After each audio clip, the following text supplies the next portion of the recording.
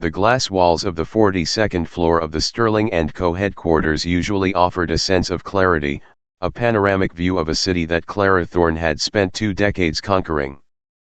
But today, the glass felt like a cage. Outside, the autumn sky was a bruised purple, threatening a storm that matched the churning anxiety in her stomach. Clara adjusted her charcoal blazer, smoothing out a wrinkle that didn't exist. At 37, she was the youngest senior project manager in the firm's history. She was known for her iron pulse, a nickname earned because her heart rate never seemed to rise, no matter how high the stakes. But today, her pulse was a frantic bird trapped in her ribs. The rumors had been circulating for weeks. Sterling & Co., a legacy architectural firm, had been acquired in a hostile takeover by a shadowy venture capital group headed by a man the media called the Ghost Prodigy. No one had seen his face. No one knew his history. All they knew was that he was 20 years old, a mathematical genius with a penchant for dismantling failing empires and rebuilding them in his own image. "Clara, you look like you're heading to an execution," Marcus, the head of operations, whispered as he took the seat beside her. "In this industry, Marcus, an acquisition is an execution," Clara replied, her voice steady despite the tremor in her hands beneath the mahogany table. "We're just waiting to see who gets the blade." The heavy oak doors at the end of the boardroom swung open. The air in the room seemed to vanish. A group of lawyers in identical navy suits entered first, their footsteps synchronized like a funeral march. And then, he walked in. He wasn't wearing a suit. He wore a dark, slim-fit turtleneck and tailored slacks. He was tall, with a lean, athletic build that suggested he spent his few free hours on a rowing machine or a running track. But it was his face that caused the world to tilt on its axis for Clara. The iron pulse flatlined. He had a jawline that could cut glass, a slight, aristocratic curve to his nose, and hair the color of midnight. But it was the eyes, a piercing, intelligent slate gray, that sent a jolt of pure, unadulterated electricity through Clara's spine. They were the eyes of Julian. 20 years ago, Julian had been her first love, a boy with a guitar and a reckless smile who had promised her the world before his parents moved him across the country, unaware that Clara was carrying his child. The room blurred. Clara felt the familiar, cold phantom of the hospital room she had occupied 2 decades ago. She remembered the smell of antiseptic, the blinding white lights, and the heavy, sedative-induced fog. She remembered her mother, Evelyn, holding her hand and weeping as the doctor told her the baby had been stillborn, that his lungs were too weak, that he was gone before he ever truly arrived. She hadn't even been allowed to hold him. 20 years, Clara thought, her breath hitching. He's 20 years old. The young man took his place at the head of the table. He didn't sit, he leaned forward, his knuckles resting on the polished wood. His presence was predatory, yet strangely calm. "My name is Ethan Sterling," he said. His voice was a low, resonant baritone. It had a specific cadence, a slight pause before emphatic words that sent another chill through Clara. It was a vocal tic she herself possessed. "I didn't buy this company because I like buildings," Ethan continued, his gray eyes scanning the room. They landed on Marcus, then skipped over a few others, before locking onto Clara. The moment his gaze met hers, Clara felt a physical blow to her chest. There was no recognition in his eyes, how could there be, but there was an intensity that made her feel seen in a way she hadn't felt in a lifetime. "I bought Sterling & Co. because it is inefficient," Ethan said, his eyes never leaving Clara's. "It is a relic of a bygone era, clinging to old ways of thinking. I am here to prune the dead wood. Some of you will be gone by Friday. Some of you will stay and help me build something that actually matters." "Miss Thorne." Clara realized the room had gone silent. Every executive was staring at her. "Yes," she managed to say, her voice sounding like it belonged to someone else. "You've been with the firm for 12 years, Ethan said, tapping a finger on a digital tablet. You've spearheaded the last 4 major urban developments. Your margins are tight, but your designs are sentimental. He said the word sentimental like it was a contagion. Architecture is about people, Mr. Sterling, Clara found herself saying, her professional instincts kicking in through the shock. If you don't design for the human experience, you're just stacking boxes.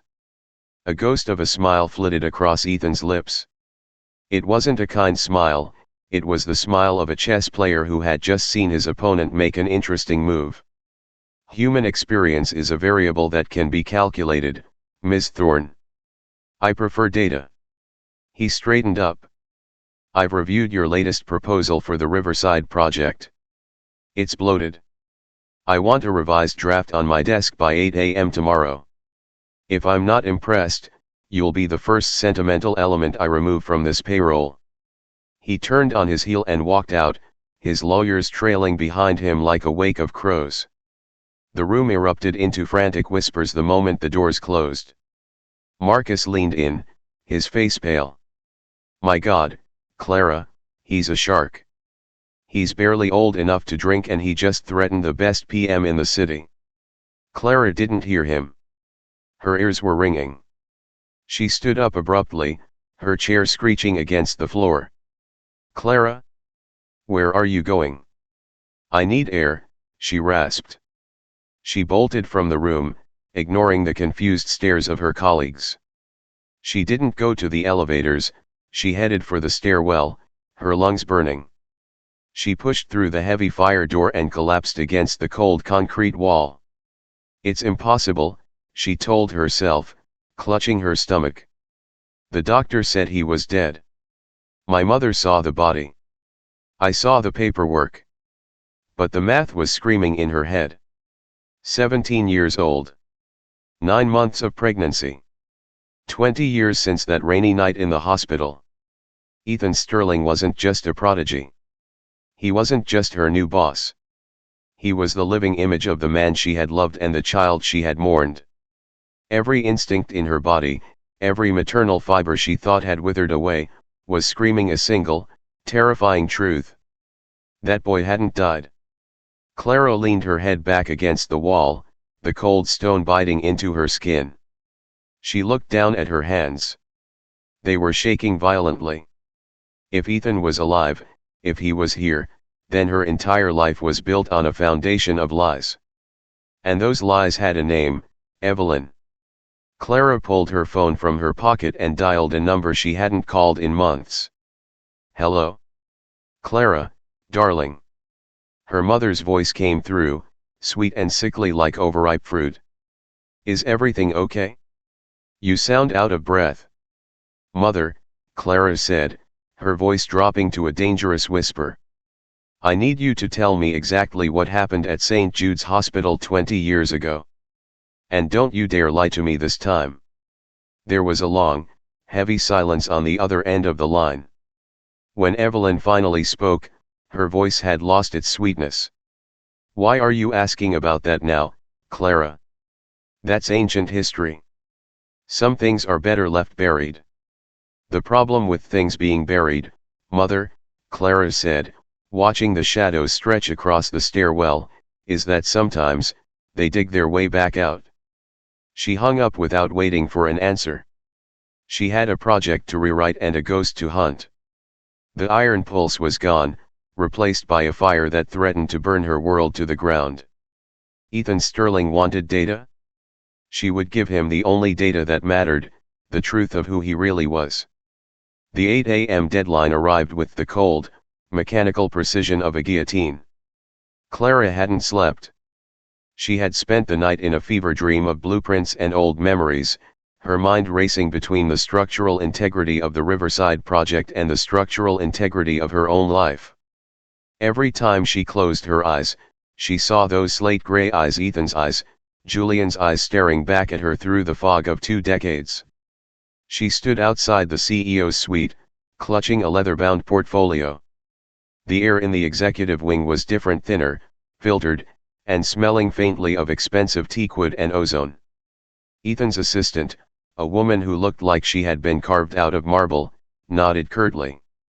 He's expecting you, Miss Thorne. Go right in. The office was a minimalist sanctuary. Floor-to-ceiling glass overlooked the city, but Ethan wasn't looking at the view. He was hunched over a drafting table, a stylus in his hand, moving with a grace that was almost hypnotic. "The revised draft," Clara said, her voice cracking slightly. She cleared her throat and stepped forward, placing the portfolio on the edge of his desk. Ethan didn't look up immediately. He finished a line on his digital screen, then straightened his back. Today, he wore a crisp white shirt with the sleeves rolled up to his elbows. "You're punctual, Miss Thorne. That's a trait I value. Most people use creativity as an excuse for being late." He opened the portfolio and began to flip through the pages. The silence in the room was deafening. Clara found herself watching him not as a boss, but as a biological puzzle. He had a habit of biting his lower lip when he reached a complex set of figures. Julian used to do that. He tapped his pen in a rhythmic triplet: 3 beats, a pause, 3 beats. Julian's nervous habit. The room began to spin. It's just a coincidence, she told herself. Stress makes the mind find patterns where none exist. Then, a scent hit her. Not the teakwood of the office, but something sharper, warmer. On the corner of Ethan's desk sat a steaming mug. The aroma was unmistakable: black coffee, dark and bitter, but laced with a heavy, spicy kick of cinnamon. Clara felt the blood drain from her face. It was her own signature morning ritual, a strange habit she'd picked up in college and never dropped. She had never met anyone else who drank it that way. "Something wrong, Clara?" Ethan asked, finally looking up. His voice was cold, but there was a flicker of something: curiosity, derision, in his gaze. "The coffee," she whispered, unable to stop herself. "You put cinnamon in it." Ethan looked at the mug, then back at her. A shadow of a frown touched his brow. "It's a habit. I've done it since I was a teenager. It helps me focus." "Why? Is that too sentimental for you?"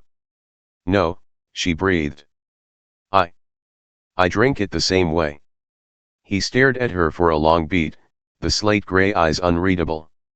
"Small world," he said dismissively, turning back to her blueprints. "Your adjustments to the north wing are adequate. You've removed the unnecessary atrium. It's leaner. Better." He reached out to turn a page, and that's when it happened. The morning light caught his left wrist.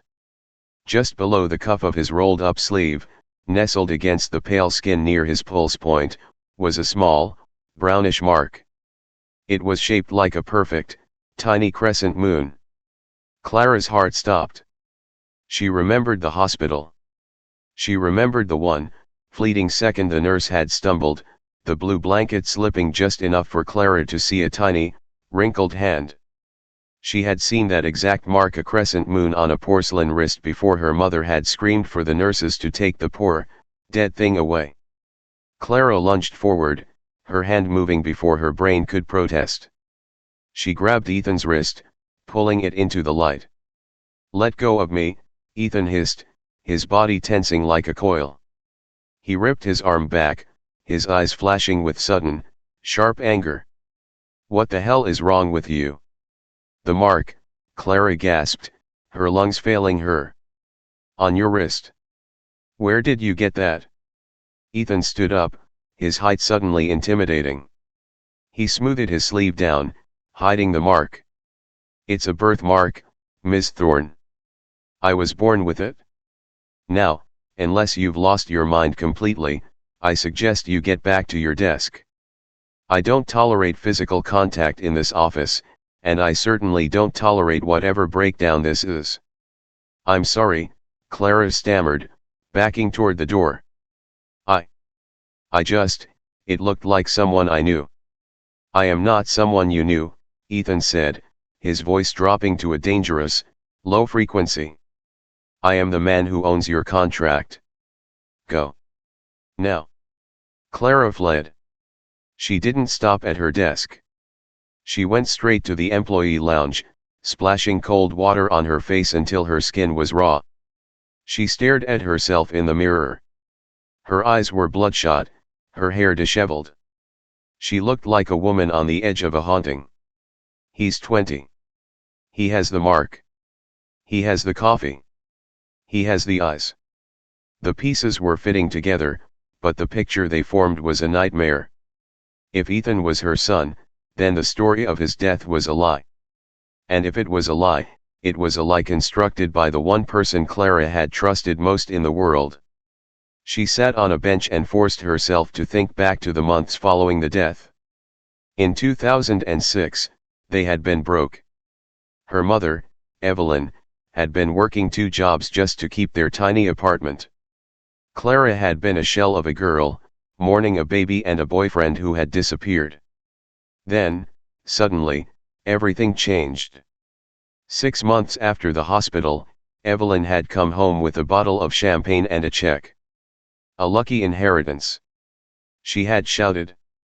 A distant cousin in Ohio. We're moving, Clara. A new city, a new start. You can go to the best architecture school. We're finally free. They had moved from their cramped flat in a gray industrial town to a beautiful suburban home in the city. Clara had always felt guilty about that money, feeling like it was a reward for their suffering. She had spent 20 years thanking her mother for saving them. Now, sitting in the sterile quiet of the office lounge, the lucky inheritance felt like a blood-stained secret. She pulled out her laptop and opened a private browser. She didn't search for architectural firms. She searched for Ethan Sterling. The public records were sparse. He had been adopted at birth by Thomas and Sarah Sterling, a couple from a massive real estate dynasty. The Sterlings were known for their privacy and their miracle son who had appeared just as the family was losing hope for an heir. Clara dug deeper, her fingers flying over the keys. She looked for the Sterling family's charitable donations in 2006. She looked for any connection to her hometown. Nothing. It was a dead end. The Sterlings had enough money to bury a paper trail a mile deep. But she didn't need a paper trail. She needed the source. Clara stood up, her resolve hardening into a cold, sharp blade. She wasn't the grieving 17-year-old girl anymore. She was a woman who knew how to build structures, and she knew that if you wanted to find the rot, you had to look at the foundation. She picked up her phone and sent a text to her mother. I'm coming over tonight, Mom. We need to talk about the inheritance. I found some old papers in storage and I have questions. She didn't wait for a reply. She looked through the glass wall toward Ethan's office. He was there, a silhouette against the skyline, a son she had mourned for 20 years who was now her boss. The ghost was no longer in the office. The ghost was in her blood. And tonight, Clara was going to make it speak. The rain that had been threatening all day finally broke as Clara pulled into the driveway of her mother's home.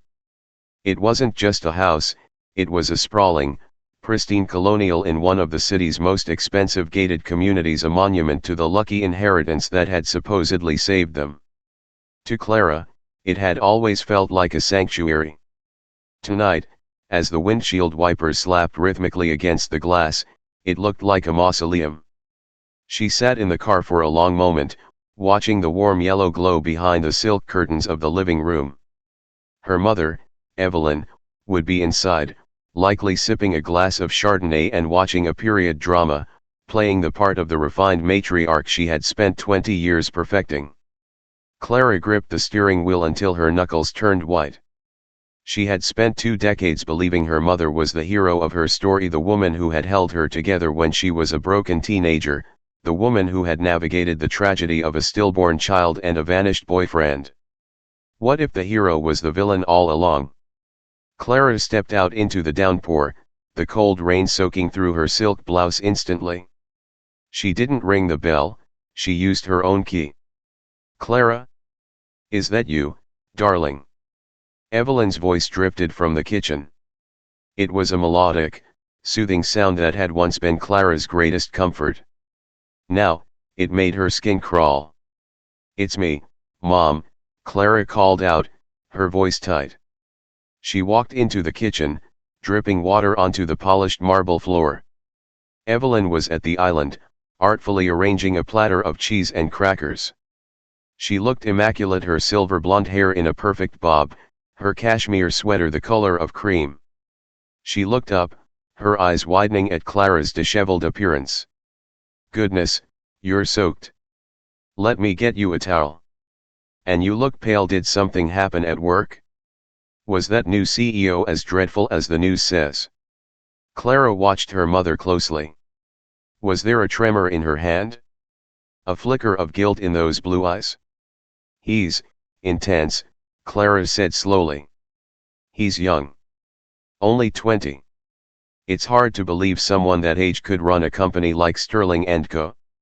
Evelyn paused, a cracker frozen halfway to the plate.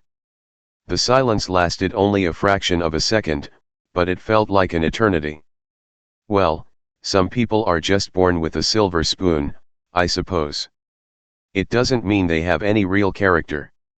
"He has a birthmark," Clara said, stepping closer. "On his wrist. A crescent moon." The platter slipped. It didn't fall, but the cheese cubes scattered across the marble. Evelyn laughed, a brittle, high-pitched sound. "A birthmark? Honestly, Clara, half the world has birthmarks. You're being high-strung. It's the stress of the takeover. Why don't you go upstairs and change into some of my old loungewear? I'll make us some tea." "I think I'll do that," Clara said, her heart hammering. "I'll just go up to the attic. I think I left some of my old design journals in one of the trunks there. I need some inspiration for the Riverside project." Evelyn's face paled. "The attic? Oh, it's a mess up there, darling. Let me go up tomorrow and find them for you. Just stay here and—" "I'm already wet, Mom. A little dust won't hurt me." Clara turned and headed for the stairs before Evelyn could protest further. She heard her mother calling after her, but she didn't stop.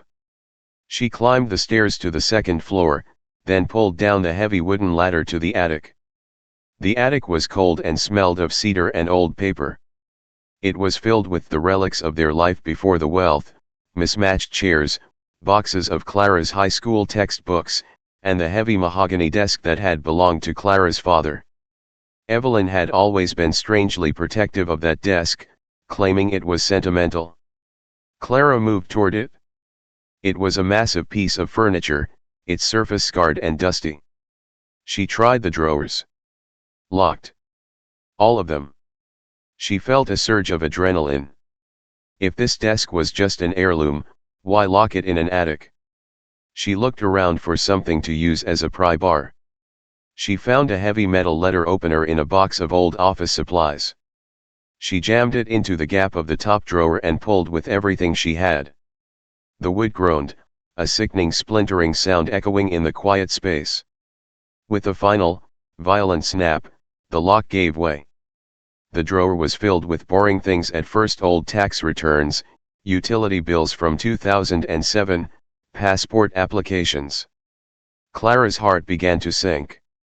Maybe she was wrong. Maybe she was just a grieving mother hallucinating a connection to a stranger. Then, she saw it. At the very back of the drawer, tucked into a false bottom, was a thick, weathered envelope made of heavy manila paper. It had no writing on the outside, but it was sealed with wax. Clara tore it open. Her breath left her body in a jagged gasp. The first document was a private placement adoption agreement. The names at the top were typed in a cold, legal font: Thomas Sterling and Sarah Sterling, adopting parents, and Evelyn Thorne, legal guardian/grantor. Clara's vision blurred. Legal guardian? She was the mother. She had been 17, but she was the mother. Then she saw the second page, a power of attorney form she remembered signing when she was in the hospital, foggy with pain and morphine. Evelyn had told her it was just a form to allow the hospital to handle the remains of the baby.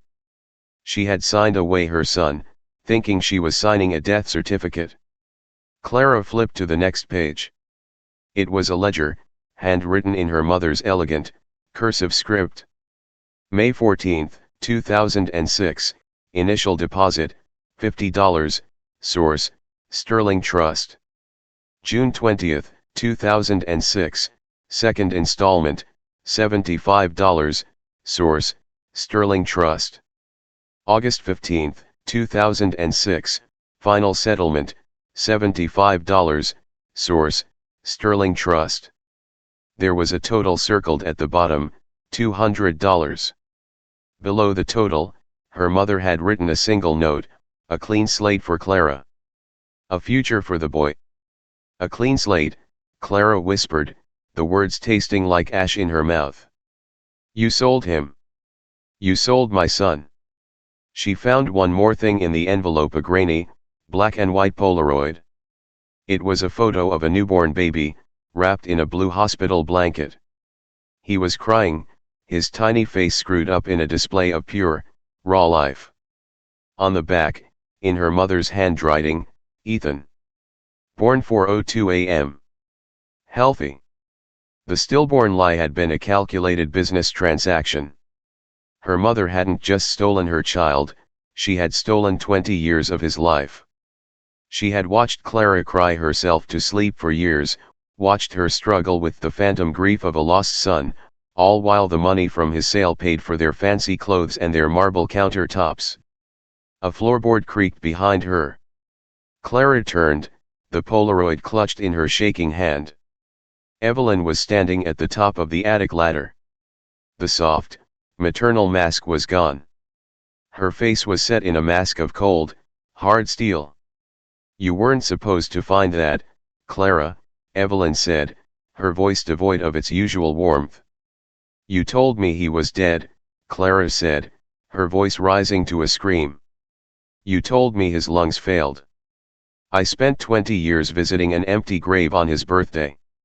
Evelyn stepped into the attic, closing the trapdoor behind her. And look what you became because of it. You finished school. You became a success. If I had let you keep that child, you would have been a high school dropout living in a trailer with a boy who didn't even care enough to stay. I gave you a life, Clara. You didn't give me a life. You bought one for yourself with my son's blood. Clara held up the ledger. $200,000. That's what he was worth to you. My son was a down payment on a house. He went to the Sterlings. Evelyn snapped. They were billionaires. He grew up in palaces.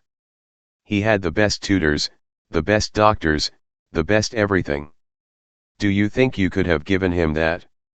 You were a child. I was his mother. You were a mistake I had to fix. Evelyn stepped closer, her eyes narrowing. And I did fix it? He's a CEO now. He's powerful. He's brilliant. My plan worked perfectly. Your plan? Clara laughed, a jagged, broken sound. Your plan just walked into my office. He's my boss, Mom. He's right there, looking at me with Julian's eyes, and he has no idea who I am. Or maybe he does. Maybe he's here to destroy us. Evelyn froze. What do you mean, he's your boss? He bought the company. He's Ethan Sterling now. And he's looking for his past. Clara shoved the papers into her bag. I'm going to him. I'm going to show him these. Clara, wait. Evelyn reached out, her fingers clawing at Clara's arm. If you tell him, the Sterlings will sue us for everything. We'll lose the house. We'll be in debt for the rest of our lives.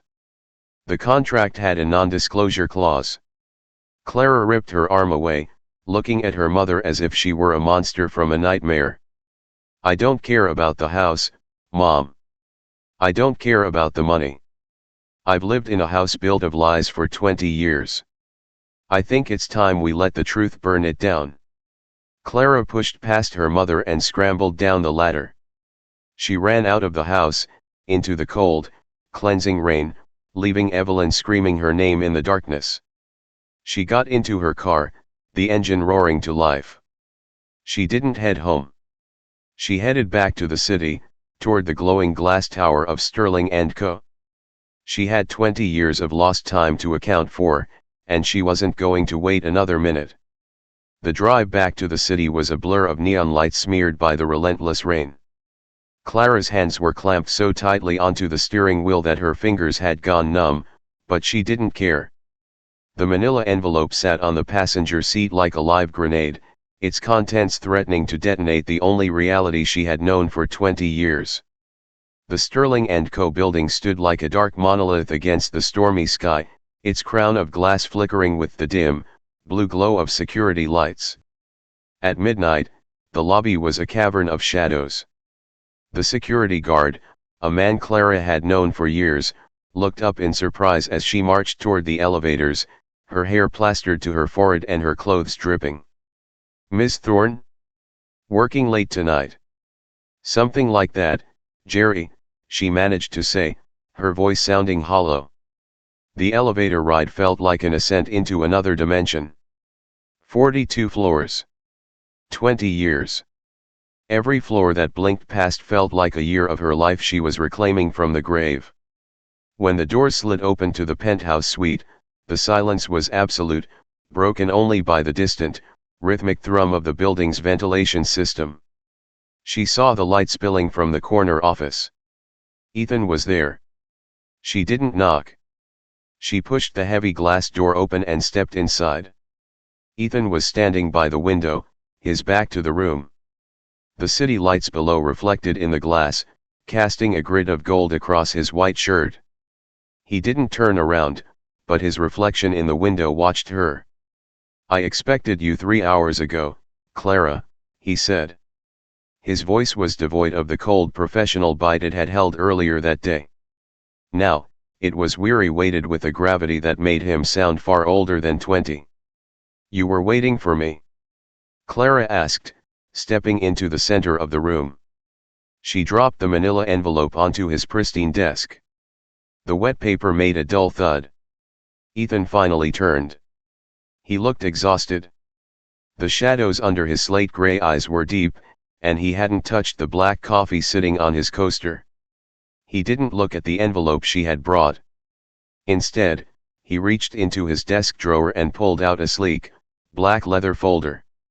"You've been staring at me for weeks, Clara," he said, his voice low and steady. "From the moment I walked into that boardroom, you looked at me like you'd seen a ghost. Or like you were looking in a mirror. Which is it?" Clara opened her mouth to speak, but the words were choked by a sudden, violent sob she had to fight to suppress. "I grew up in a house of secrets," Ethan continued, ignoring her distress. He opened his black folder and slid a single sheet of paper across the desk toward her. "The Sterlings were good parents, in their own distant, wealthy way. But they were honest. They told me I was adopted. They told me my biological mother was a girl who couldn't afford to keep me, a girl who chose her future over mine. They gave me a trust fund and a legacy, but they never gave me a name." Clara looked down at the paper. It was a report from a high-end private investigation firm. Her own face stared back at her, a photo taken only a month ago as she left a grocery store. Below it was her entire history, her birth date, her employment records, her mother's address. "I spent 3 years and a small fortune tracking you down," Ethan said, his eyes hardening into flint. "I didn't buy this company because it was a good investment. I bought it because I wanted to see you.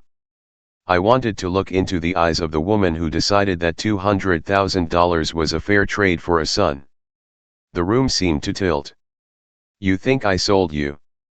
Clara whispered, the horror of his words hitting her like a physical blow.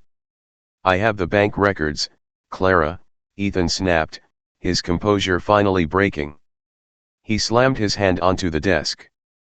"I saw the transfers to your mother's account. I saw how you moved from a slum to a mansion 6 months after I was born.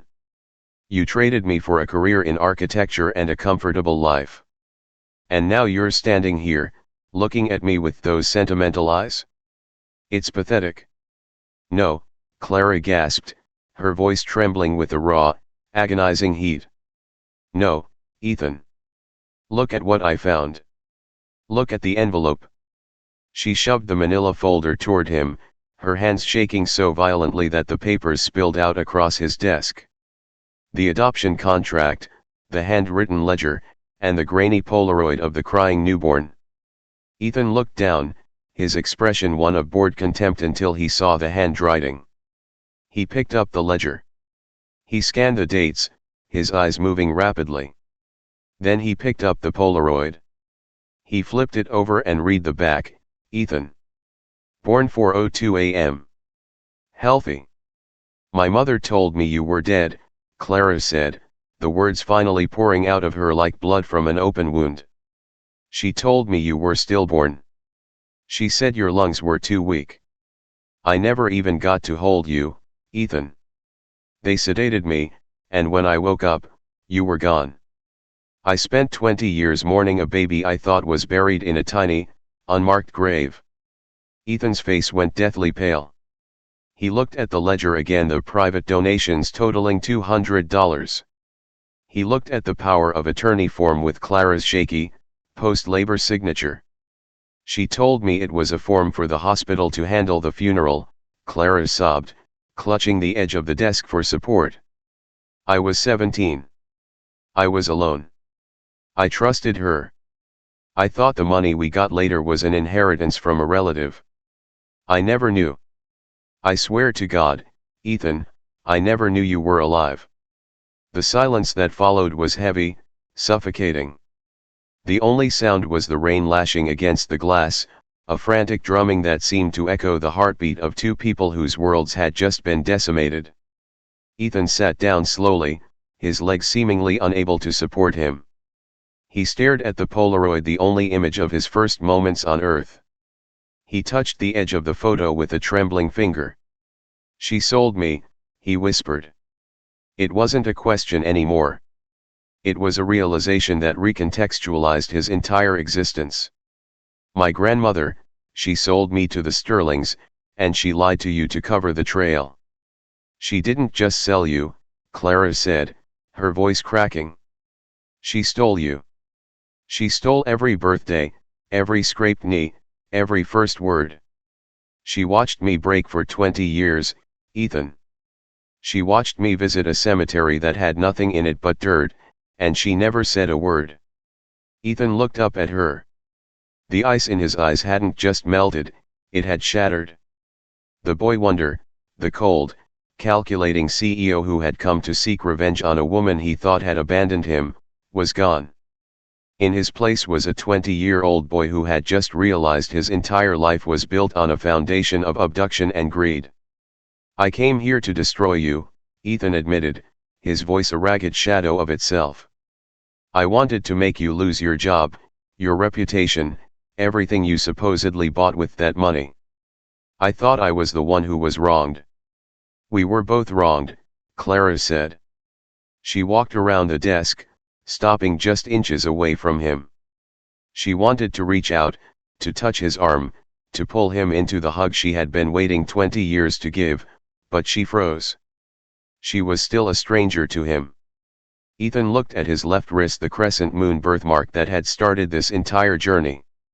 He then looked at Clara's face, tracing the lines of her jaw, the shape of her eyes, seeing the undeniable reflection of himself. She's still alive, isn't she? Ethan asked, his voice suddenly cold and sharp. Evelyn. She's at the house, Clara said. She knows I found the papers. Ethan stood up. The vulnerability was gone, replaced by a dark, simmering fire. He was no longer the victim. He was a Sterling, a man with the resources and the intellect to dismantle lives. She took 20 years from us, Clara, Ethan said, his slate gray eyes meeting hers with a terrifying clarity. She used me to get rich, and she used you to stay comfortable. She thought she could play God with our lives. He picked up the ledger and the adoption contract, tucking them into his own folder. I'm not going to fire you, Ms. Thorne, he said, the professional title sounding like a bridge they were both trying to cross. In fact, I think we have a lot of work to do. But first, I think it's time I finally met my grandmother. Clara looked at her son, her boss, her stranger, her blood. The wall of ice was gone, but in its place was a storm. What are you going to do? She asked. Ethan walked to the door, pausing for a moment in the blue light of the office. I'm going to show her that some things don't stay buried. And then, I'm going to take back everything she thinks she owns. As they walked together toward the elevator, the silence between them was no longer empty. It was filled with the weight of 20 years, and the promise of a reckoning that was just beginning. The rain had transitioned from a violent downpour to a steady, rhythmic weeping by the time Ethan's black executive sedan pulled into the driveway of the Thorne estate. The headlights cut through the mist, illuminating the white pillars of the house like the bars of a very expensive cage. Inside the car, the silence was thick, but it wasn't the suffocating silence of the office anymore. It was the silence of two soldiers preparing for a final breach. Clara looked at Ethan. In the dim light of the dashboard, his profile was a mirror of her own, the same high cheekbones, the same determined set of the jaw. He was checking his phone, his thumbs moving with a cold, surgical precision. My legal team has already flagged the Sterling Trust accounts, Ethan said, his voice flat. The donations that bought this house were structured as a private charitable gift. But because the contract involved the illegal sale of a minor under duress and fraudulent misrepresentation of a death, the entire thing is a felony. My parents, the Sterlings, will be deposed. But your mother, she's the one who signed the ledgers. Clara felt a pang of cold dread. What will happen to her? Ethan turned to look at her. For a moment, the CEO mask slipped, and she saw the 20-year-old boy who had grown up wondering why his mother didn't want him. Justice, Clara. Or as close to it as 20 years of interest will allow. They stepped out of the car. The gravel crunched under their boots. Clara led the way, using her key one last time. Evelyn was in the living room. She hadn't moved since Clara left. She sat in a velvet armchair, a half-empty glass of amber liquid on the table beside her. The fireplace was cold, the ashes gray. When she saw Clara enter, she began to stand, a sharp remark already forming on her lips, but then she saw the man following her daughter. Evelyn's breath hitched. She sank back into the chair, her face turning the color of parchment. "Hello, grandmother," Ethan said. The word was a weapon, dripping with a sarcasm that cut through the air. "You," Evelyn whispered, her eyes darting between Ethan and Clara. "You have no right to be here. This is my home." "Actually," Ethan said, walking into the center of the room and looking around at the crown molding and the fine art with an air of clinical disgust, "this home was purchased with funds from the Sterling Trust. Funds that were dispersed based on a fraudulent adoption contract. I've spent the last hour on the phone with the board. As of 20 minutes ago, the trust has filed a civil suit for the recovery of all assets.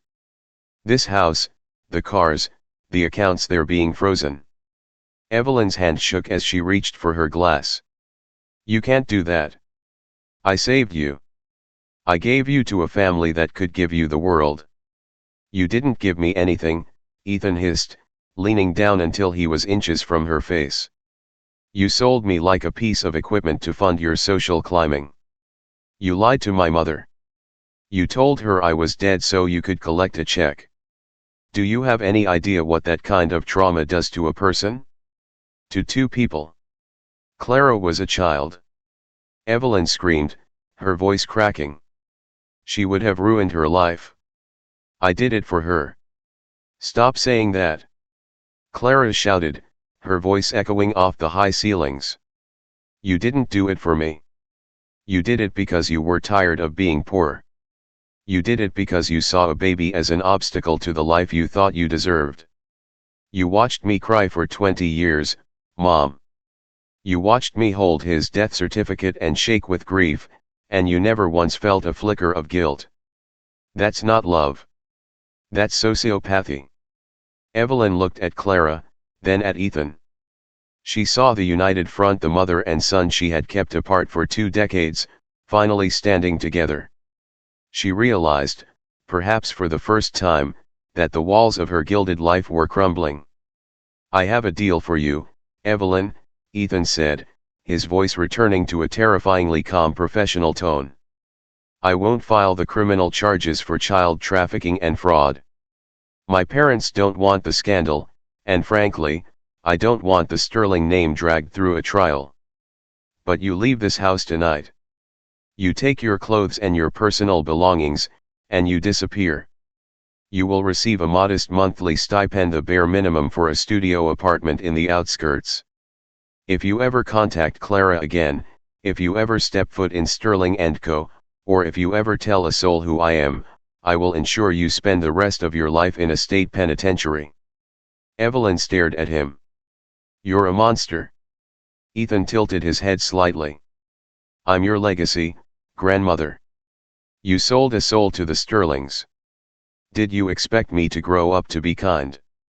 Evelyn Thorne, the woman who had meticulously crafted a life of luxury out of a tragedy, looked smaller than Clara had ever seen her. Without another word, she stood up, her movements stiff and aged. She didn't look at Clara as she walked toward the stairs to pack. She knew she had lost. Not just the house, but the only person who had ever truly loved her. 3 months later. The morning sun streamed into the Sterling & Co. boardroom, but the atmosphere was entirely different. The iron pulse was back, but it was no longer fueled by anxiety, it was fueled by a strange, new sense of purpose. Clara stood at the head of the table, presenting the final blueprints for the Riverside project. It wasn't lean or data-driven in the way Ethan had originally demanded. It was beautiful, filled with communal spaces, gardens, and a nursery that overlooked the water. It was a design for families. It was sentimental. Ethan sat at the head of the table, listening. He didn't interrupt. When she finished, the other executives looked toward him, waiting for the axe to fall. Ethan looked at the blueprints for a long time. Then, he looked at Clara. There was a tiny, almost imperceptible softening around his eyes. The nursery is a good touch, Ms. Thorne, he said. It adds value to the human experience. The room exhaled. As the meeting broke up, Ethan lingered behind. He walked over to the windows, looking out at the city. Clara approached him, carrying 2 mugs of coffee. She handed one to him. He took it, the steam rising between them. He took a sip and paused, a ghost of a smile touching his lips. Cinnamon? He asked. Always, Clara replied. They stood in silence for a moment, watching the city wake up. The relationship was still fragile, miles of hurt and decades of missed memories lay between them. They didn't go to Sunday dinners yet. They didn't talk about the father who was still a stranger to them both. They were still boss and employee, still 2 people trying to figure out how to be a family after the world had told them they didn't exist to each other. I found a photo, Ethan said suddenly, his voice quiet. In the Sterling archives. It was from my 3rd birthday. I was wearing a little sailor suit. I looked happy. Clara felt a lump in her throat. I'd love to see it. Ethan nodded. I'll bring it tomorrow. Maybe we can get lunch. Away from the office. Clara felt a tear prick at her eye, but she blinked it away.